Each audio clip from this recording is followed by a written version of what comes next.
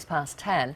Back to the trouble and strife in UKIP. Let's talk now to a former UKIP MEP, Godfrey, former MEP for Yorkshire and Humber, who left the party last year. He'd been banned from speaking at events following a number of controversial comments and episodes. Hello to you, Mr. Bloom. Good morning to you. Do you think there should be a leadership contest to decide who the next leader of UKIP should be?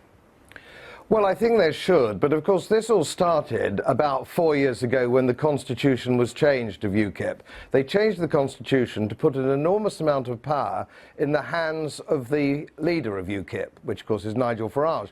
And so they gave that enormous power to one man. The press office in UKIP then spun the party as Nigel Farage's UKIP. Now that's all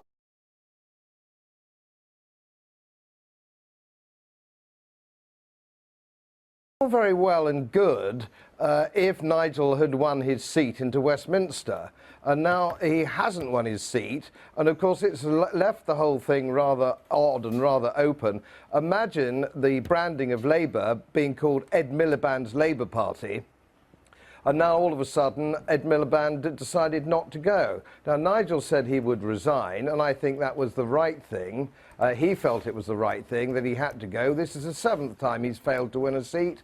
Clearly UKIP need to sit down and change their strategy, and yes, there should be a leadership election, and I think the membership should be a little bit less harsh and cruel on Nigel, who's been in harness now for nearly 20 years. He's worked extremely hard. He's taken the party forward very, very well indeed, but he is clearly now an extremely tired and stressed man. Time for him to move over, one might think. He did look very stressed on Monday morning when I was talking to him on our programme. He looked rather relaxed and jaunty, actually. Yes, well, that, of course, is the public persona, but I think you'll find if you look back and you look on Friday morning after the election, you saw a man who was tired, and this is natural. Everyone was tired on Friday morning, weren't they? Of course they are. Do you recognise this description of him as a snarling, thin-skinned, aggressive man? Well, certainly. He wouldn't argue that his best skill is man management. He is not a man manager, that's for sure. And of course, it's 2 years since I sat round a table with him, but he is rather capable of some abrasive behaviour, which is why, of course, in 2009, the party started with 13 MEPs and ended up with 5. So he is not a man manager, he's not a team player, but he's very, very popular with the membership. Yeah. But sooner or later, you know, UKIP is going to have to decide whether they want somebody who's popular in a UKIP conference hall or popular with the electorate. Nigel had plenty of money. Who do you want to be the leader of UKIP then? Oh, I have absolutely no idea. I've been out of it for too long. But well, I think you know the names. There's Douglas Carswell, who obviously won a seat last week. There's Suzanne Evans, who was the acting leader for a weekend last weekend. Patrick O'Flynn, UKIP MEP, who described Mr Farage as snarling, thick-skinned and aggressive. Well, if I were as an outsider now, I would suggest, indeed as Nigel was suggesting up until only a week ago, that the leadership really should come from the person who has been elected in Westminster. The fight is from Westminster now. Westminster is the place that we wanted to be, or UKIP wanted to be, which means Douglas Carswell. And I think, regardless of the politics or your feelings for Douglas Carswell, he's clearly one of the most highest principled men in politics. Extraordinary. He's a sort of Dennis Skinner of the right, if you will.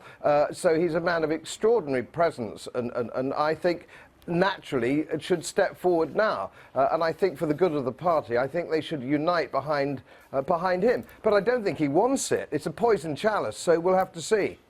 So, as far as you're concerned, actually, they don't need a contest. Douglas Carswell simply should step forward. I wonder if he was potentially thinking he'd put his name into the hat for a contest on Sunday when he started to criticise UKIP's manifesto as not being optimistic enough. Well, I think one of the problems that UKIP have had now for several years is that any criticism, constructive criticism of policy or the leadership has got you sacked.